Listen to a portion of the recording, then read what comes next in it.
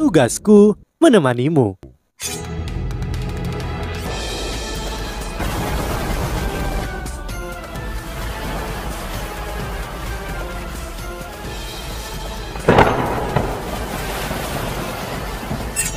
Hai sahabat Pasuk, kembali lagi bersama alur cerita versi novel Solen 2 Sekte Tang yang tak tertandingi. Jangan lupa like, subscribe, dan nyalakan tanda lonceng. Mari kita lanjutkan. Apa yang harus kita lakukan? Dia terlalu berisik. Mengapa kita tidak menjatuhkannya? Tang Wutong segera menurunkan keningnya. Dia hanya bayi, bagaimana Anda bisa mengatakan itu? Bagaimana jika Anda menyakitinya? Apakah dia lapar? Wo Yuhao memikirkan bagaimana bocah itu ingin menyusu. Dia segera berkata, dia harusnya lapar, tapi bayi kecil seperti ini seharusnya minum susu, bukan? Mata semua orang tertuju pada Tang Wutong itu dikatakan. Tang Wutong sangat malu. Kenapa kalian semua menatapku? Aku tidak punya... Salah satu dari Feng Hao dulu yang relatif lebih berpengalaman mengatakan, bayi ini harus berumur sekitar 1 tahun 3 bulan. Dia harus bisa makan makanan normal. Meskipun dia bisa minum susu, itu bukan keharusan. Kita agak jauh dari kota bercahaya sekarang, jadi mengapa kita tidak memberinya sesuatu untuk dimakan dan membiarkannya tenang sebelum yang lainnya? Ya, sepertinya kita tidak punya pilihan. Matahari surgawi Doulo merasa sedikit terhina ketika Tang Wutong menegurnya, tetapi dia berpikir tentang apa yang dia katakan dan bagaimana dia ingin mengambil tindakan terhadap bayi yang baru berusia 1 tahun, dan dia merasa sangat canggung dan bersalah. Jadi dia langsung setuju. Semua orang turun dari langit dan menemukan bukit yang relatif tidak jelas. Tidak ada yang punya pengalaman menyusui bayi. Akhirnya Wo Yuhao adalah orang yang mengambil tanggung jawab itu. Tidak peduli apa, anak ini adalah putra Jusi. Dia sangat jelas bahwa tidak ada yang bisa dia lakukan atau katakan kepada Feng Hao Dolo ini untuk saat ini. Jadi dia hanya harus menunggu semua orang meninggalkan kekaisaran Ryu sebelum yang lainnya. Dia harus melindungi bayi ini apapun yang terjadi, karena anak ini tidak bersalah apapun identitasnya. Selanjutnya, dia adalah darah daging dari Jusi. Tidak ada makanan lezat atau mewah di hutan belantara. Wo Yuhao merebus air dia, melunakkan ransum kering dengan merebusnya di dalam air sebelum dia memberinya kepada anak laki-laki ini. Anak kecil ini tidak pilih-pilih makanannya. Dia makan dengan sangat bahagia dan secara alami berhenti menangis karena dia punya sesuatu untuk dimakan.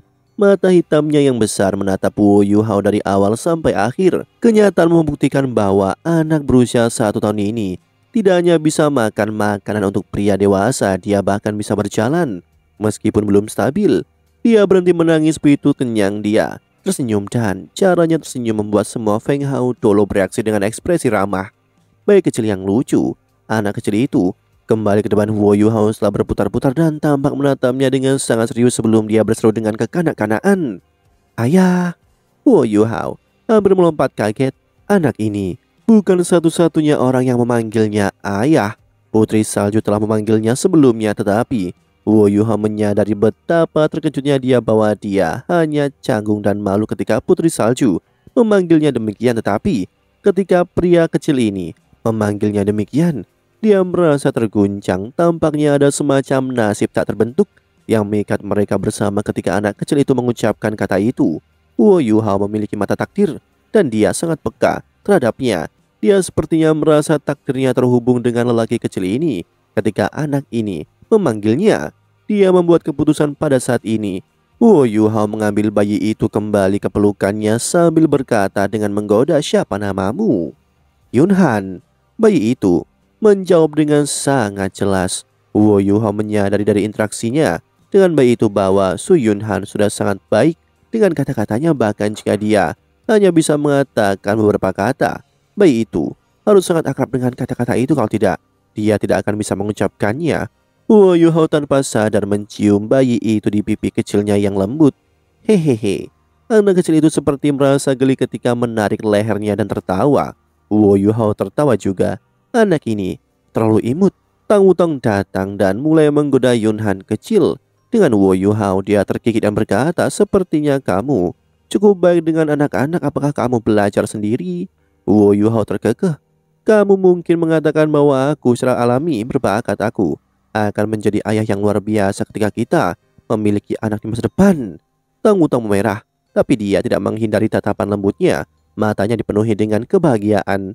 Wajah tersenyum tiba-tiba memotong di antara mereka pada saat ini, dan dua mata besar menatap Tang Wutong dengan serius. "Ayah milikku." Tang Wutong tidak bisa menahan tawa. "Ayahmu tidak ada di sini." Tang Wutong tiba-tiba berhenti ketika dia mengatakan kata-kata itu, dan kekesalan muncul di matanya saat dia melirik Huo Yuhao. Senyum Huo Yuhao menghilang pada saat yang sama, dan dia dengan lembut membelai kepala Yun Han. Lebih banyak waktu berlalu ketika lelaki kecil itu tertidur karena dia kenyang dan lelah karena bermain. Dan semua orang pergi sekali lagi. Para Feng Hao Doulo tidak mengatakan apa-apa, tetapi siapapun akan menyadari setelah memeriksa lebih dekat bahwa atmosfer di antara semua orang secara mencolok lebih tegang. Mereka terbang terlalu cepat dan wilayah Kekaisar Ryu sangat luas. Yang mengejar mereka tidak bisa mengejar karena tidak mungkin mengunci posisi mereka. Huo Yuhao mengandalkan deteksi spiritualnya yang tangguh saat ia berhasil membawa semua orang melintasi pertahanan perbatasan. Sekali lagi mereka kembali ke pegunungan Mindo dan langsung turun ke puncak utama pegunungan. Ekspresi para Feng Hao Doulo jauh lebih santai ketika mereka kembali. Mereka akhirnya kembali, dan meskipun misi mereka tidak sempurna, mereka telah menyelesaikan setidaknya setengahnya. Mereka telah melukai Kaisar Kekaisar Ryu Su Tianran dan berhasil menangkap putra mahkota Kekaisar Ryu, Su Yun Han. Tetapi pada saat yang sama, tubuh Doulo tetap berada di Kekaisar Ryu selamanya dan tidak akan pernah kembali. Adipati Remah Putih menyambut mereka secara pribadi. Dia menatap ekspresi serius semua orang dan menatap redup ketika dia tidak melihat Dubushi. Adipati Remah Putih menoleh ke Huo Yuhao ketika mereka tiba di dalam tenda komandan. "Ceritakan apa yang terjadi, Yuhao." Huo Yuhao mengangguk. Dia masih membawa Su Yun Han di tangannya, dan lelaki kecil itu tidur nyenyak. Dia segera menceritakan semua yang dia lihat dalam misi ini secara terperinci, kecuali dia tidak memberitahu Adipati Remah Putih tentang tubuh Doulo yang memberinya rahasia tubuh. Adipati Remah Putih memejamkan matanya dengan menyakitkan setelah mendengarkan laporannya. Setelah beberapa saat dia berkata, "Tubuh Doulo menyadari keinginannya. Dia sudah mengatakan kepadaku sebelumnya saat semua orang pergi bahwa dia tidak bisa pulih dari cedera lamanya, dan dia ingin memberikan kekuatan penuh untuk membunuh Su Tianran dalam misi ini. Saat itu aku sudah merasa ada sesuatu yang salah, dan sepertinya dia sudah merencanakan ini sejak lama." Semua orang menundukkan kepala dengan muram, terutama orang-orang yang tangguh dari sekte tubuh. Kematian tubuh Doulo tidak dilakukan lagi, berarti jatuhnya sekte tubuh dari kemuliaan. Selain masa besar elit mereka yang tewas dalam perang, sekte tubuh mungkin tidak akan mendapatkan kembali kekuatan mereka bahkan setelah beberapa ratus tahun. Adipati Remah Putih akhirnya melirik matanya pada Su Yun Han yang masih dalam pelukan Huo Yuhao. Ekspresi rumit muncul di matanya. Menangkap putra mahkota bukanlah idenya. Dia telah heroik dan gagah berani sepanjang hidupnya, tapi sekarang dia menggunakan seorang anak untuk mengancam Kekaisar Ryu. Dia tidak mau sama sekali dari lubuk hatinya, tapi Kekaisar Ryu jauh terlalu kuat, dan jika mereka tidak memiliki rencana untuk melawan mereka, Adipati Remah Putih sama sekali tak percaya diri mempertahankan wilayah kekaisarannya ketika Kekaisar Ryu turun ke atas mereka seperti hujan badai. Huo Yuhao menoleh ke Adipati Remah Putih dengan ekspresi tenang di wajahnya. "Apa yang akan kita lakukan dengan anak ini, Adipati? Apa yang Anda rencanakan dengan dia?" Kata yang dia gunakan adalah Anda, bukan kita. Keraguan muncul di mata Adipati Remah Putih ketika dia berkata tanpa sadar, "Apa saranmu, Yuhao?" Huo Yuhao berkata tanpa ragu, "Perang adalah urusan pria dewasa itu. Tidak ada hubungannya dengan anak-anak. Tidak peduli siapa dia masih anak-anak. Kita adalah pria terhormat. Jadi bagaimana kita bisa menggunakan bayi untuk mengancam musuh kita? Itu tidak terhormat sama sekali." Selanjutnya, dengan kepribadian Kaisar Kekaisar Ryu, menculik putra mahkota akan kehilangan maknanya karena dia tidak mati. Dia bisa memiliki satu putra mahkota, jadi mengapa dia tidak bisa melahirkan yang lain? Kata-kata Huo Yuhao tepat.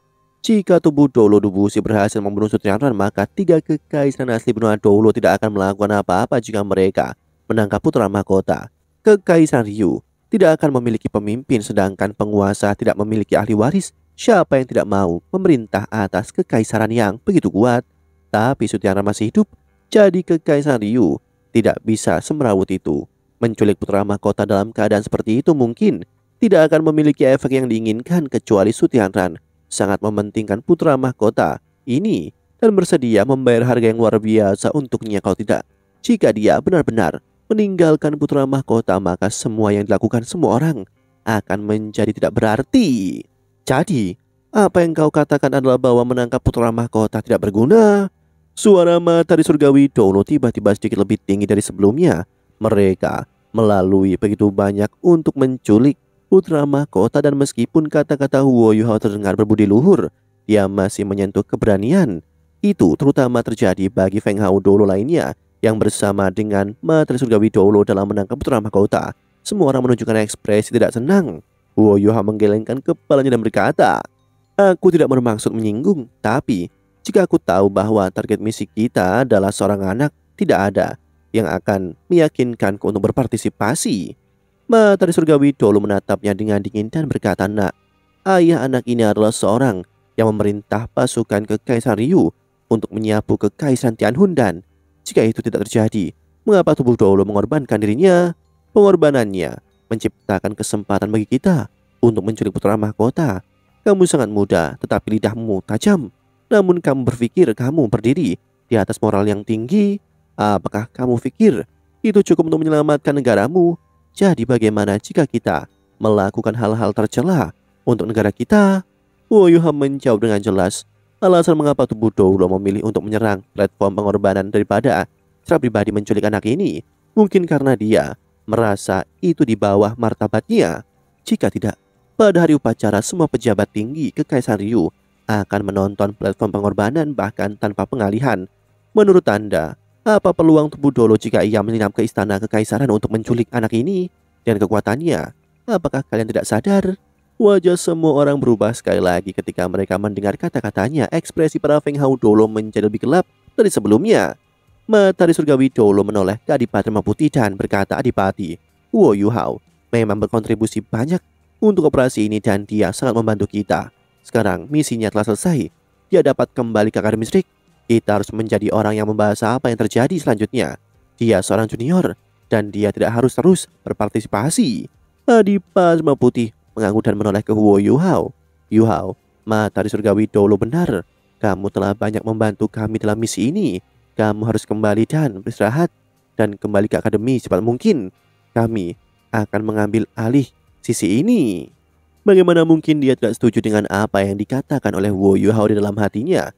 Tetapi musuh mereka sudah dekat dan dia hanya bisa memilih untuk melindungi Huo Yuhao sebanyak mungkin dengan begitu banyak Feng Hao Dolo di depan mereka.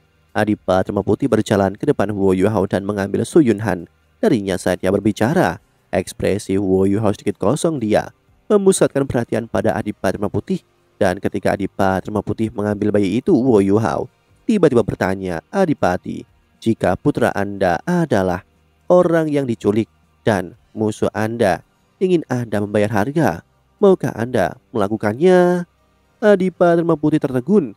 Dia tiba-tiba merasa bahwa tatapan Huo Yuhao sedikit membutakan, tetapi dia masih menjawab tanpa ragu, "Jika harga musuhku adalah masalah pribadi, maka aku akan memberikan hidupku sendiri untuk menyelamatkan anakku. Tetapi jika harga musuhku adalah untuk mengkhianati negaraku, maka aku akan membalas putraku, membalaskan dendam untuknya."